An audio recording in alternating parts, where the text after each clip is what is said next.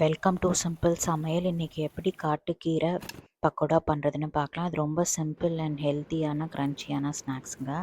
யார் வேணால் 10 நிமிஷத்தை டக்குன்னு பண்ணிடலாம். ஒரு மிக்சிங் பவுலில் 2 கப்பு கடலை மாவு எடுத்துக்கோங்க. இதோட 1/4 கப் அரிசி மாவு சேர்த்துக்கோங்க.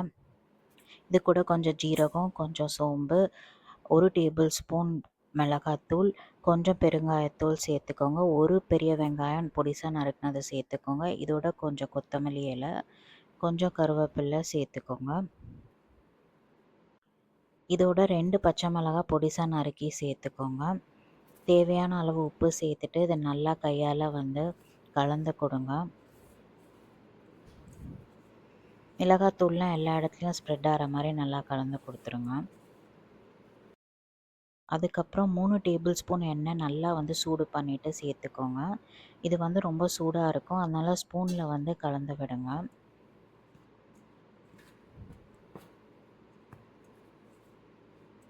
நல்லா அழுத்தி கலந்து விடுங்க இந்த மாதிரி.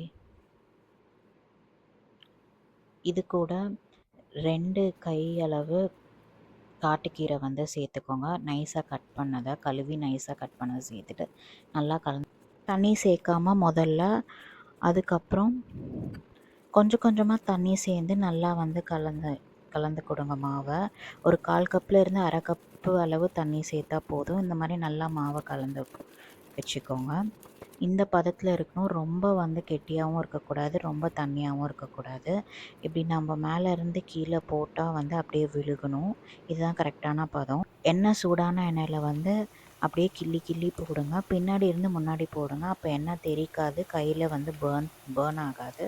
இது மீடியம் ஃப்ளேமில் வச்சு குக் பண்ணுங்கள். 1 நிமிஷத்துக்கு அப்புறம் திருப்பி திருப்பி போட்டு குக் பண்ணுங்கள். ஒரு 2-3 நிமிஷத்தில் நல்லா அந்த மாதிரி கோல்டன் ப்ரௌனாக வந்துடும்.